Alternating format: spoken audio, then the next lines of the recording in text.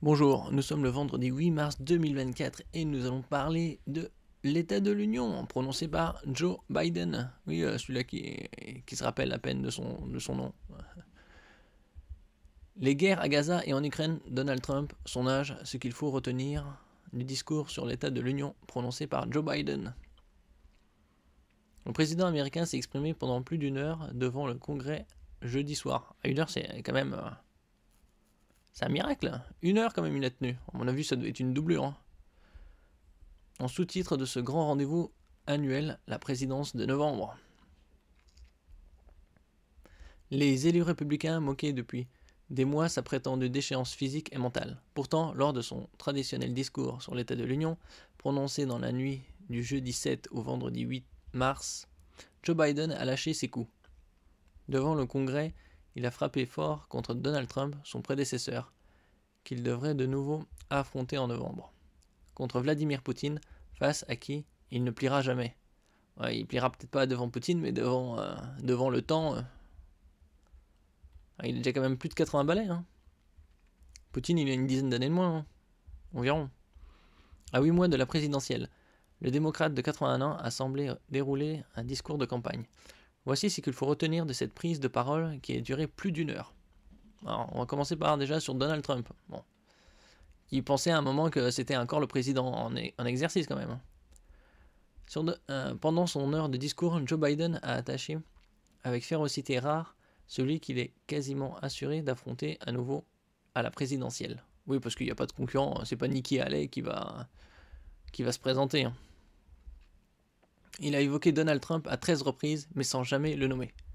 Il l'a désigné tantôt comme son prédécesseur, tantôt comme un ancien président républicain.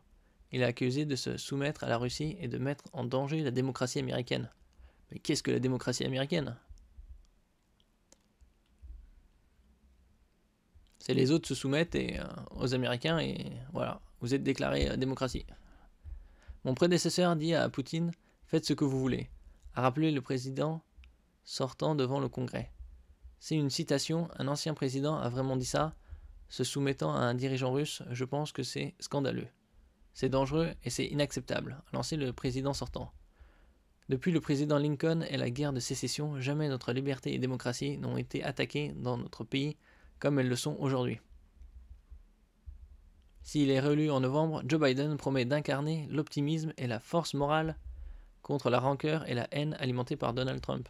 Déjà, la force, quelle qu'elle soit, c'est pas de son côté. Son âge. Joe Biden a répondu aux critiques sur son âge qui inquiètent certains électeurs. Bon, c'est pas l'âge qui l'inquiète, hein. C'est surtout ses réactions, hein, ses pertes de mémoire, ses délires parlant tout seul. À mon âge, certaines choses deviennent plus claires que jamais, a assuré le démocrate de 81 ans.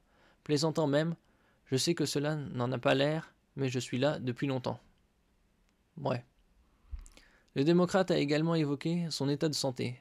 Mon existence m'a appris à embrasser la liberté et la démocratie, un futur reposant sur les valeurs essentielles qui ont défini l'Amérique. L'honnêteté, la décence, la dignité, l'égalité.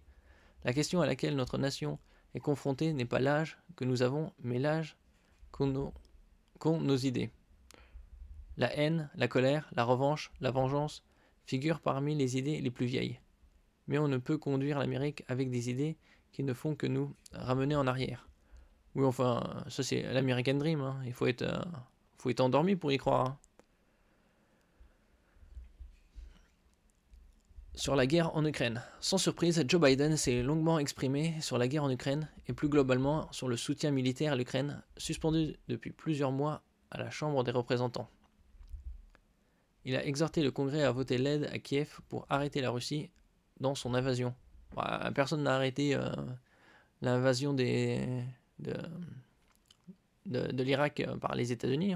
Ah non, c'était Iraqi Freedom, hein, libérer l'Irak. Pour, soi-disant, Saddam Hussein était du côté de Ben Laden. Trouver des armes de destruction massive qui n'ont jamais existé. Mais bon, comme disait Bush, Junior, elles doivent bien être quelque part. Je vous assure que Poutine ne s'arrêtera pas à l'Ukraine, mais l'Ukraine peut arrêter Poutine si nous la soutenons et lui fournissons les armes dont elle a besoin pour se défendre. L'histoire nous regarde. Oui, enfin, l'Ukraine avant l'invasion c'était 45 millions, là ils sont à 30. Mon message au président Poutine, que je ne connais depuis longtemps, est simple. Nous ne laisserons pas tomber, nous ne plierons pas, je ne plierai pas. De l'aide militaire, a-t-il ajouté. C'est tout ce que je demande, ce que demande l'Ukraine. Elle ne réclame pas de soldats américains. Bah, déjà, s'ils sont aussi performants en Irak qu'en Afghanistan, non merci. Une allusion discrète aux propos d'Emmanuel Macron sur le possible déploiement de troupes qui ont créé la polémique. Ah mais Macron, lui, il plane. Sur la guerre entre Israël et Gaza. Vous voyez, ça fait déjà 5 mois depuis le 7 octobre et plus de 31 000 morts. Donc ça fait à peu près 6 000 morts par mois et plus de 200 morts par jour. Le président américain a de nouveau appelé à un cessez-le-feu immédiat d'au moins 6 semaines à Gaza, ce qui permettrait notamment la libération de tous les otages encore retenus dans la bande de Gaza. Il a également évoqué plus longuement qu'il ne l'avait jamais fait jusqu'ici, les souffrances des civils palestiniens. Bah, parce qu'ils s'en foutaient, hein. Bon, c'est le gars qui disait qu'il était pro-Israël. Donc, il a averti Israël que l'aide humanitaire ne pouvait être une considération secondaire ni une monnaie d'échange. Joe Biden a justement annoncé son intention de construire un port temporaire dans l'enclave, afin de permettre à des centaines de camions chargés d'aide d'y être acheminés par voie maritime. Ce ponton flottant serait construit à partir de navires américains, puis déplacé près de la côte, relié à une sorte de chaussée temporaire. À moins que ce dispositif américain se fasse malencontreusement attaqué par les forces aériennes israéliennes, comme dans les années 60 avec l'USS Liberty, en mer Rouge. Ce soir, j'ordonne aux forces armées américaines de conduire une mission d'urgence pour établir un pont temporaire sur la côte de Gaza pouvant accueillir de grands navires transportant de la nourriture, de l'eau, des médicaments et des abris provisoires, a-t-il expliqué.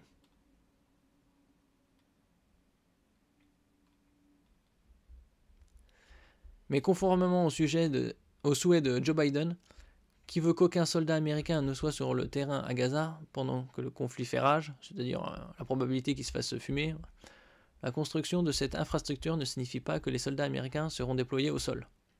L'élément principal sera une jetée temporaire, a expliqué un responsable américain à des journalistes. Le port permettra l'arrivée dans la bande de Gaza de l'équivalent de la capacité de centaines de camions d'aide supplémentaires chaque jour. L'aide en question partira du port de Larnaca à Chypre. Larnaca. Ouais, bon, après, si ça se lit comme ça, parce que c'est bien marrant. Sur son bilan économique, Joe Biden a chanté les louanges d'une économie américaine florissante. Oui, bah, ils ont imprimé des milliers de milliards de dollars. Super. Que le monde entier envie. Non, parce que vu le niveau de vie des Américains, il y a des dizaines de millions de pauvres. J'ai hérité d'une économie qui était au bord du gouffre, a-t-il déclaré, en référence à la pandémie de Covid-19 qui avait mis à genoux la première économie mondiale.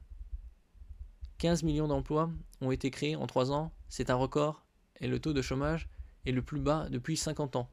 Oui, Donald Trump avait fait aussi depuis plus bas depuis 50 ans. Il a plaidé en faveur de l'augmentation des taxes sur les sociétés et d'un impôt sur les milliardaires. Et qu'il fasse un impôt juste, chacun paie sa part. Le démocrate a également appelé à un relèvement du taux d'imposition des entreprises et a dit souhaiter taxer les milliardaires à hauteur de 25%. Bon, vous gagnez à partir de quand là? Ah oui, les milliardaires, donc 1 milliard, vous êtes millionnaire. Il est temps d'augmenter l'impôt minimum sur les sociétés à au moins 21% afin que toutes les grandes entreprises commencent enfin à payer leur part. Bon, la TVA aux États-Unis, ça fluctue, je crois, aux alentours de entre 5 et 9%. Sur le droit à l'avortement.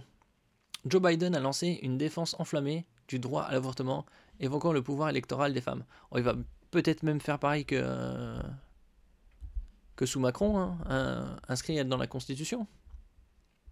Si vous, les Américains, m'envoyez un congrès qui soutient le droit de choisir, Je vous le promets, je rétablirai Roe versus Wade comme une loi fondamentale, a assuré le président, en référence à l'arrêt vieux de plusieurs décennies que la Cour suprême avait cassé en juin 2022.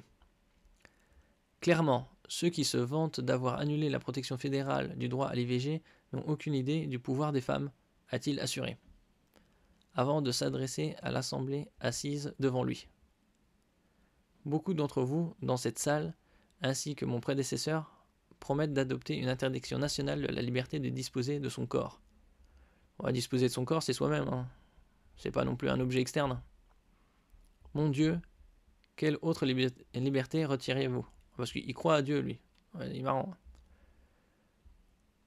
Et voilà, c'est Joe Biden. Va-t-il tenir jusqu'aux élections? Parce que 80 piges, soi-disant, il a fait une visite médicale et il serait apte à être président.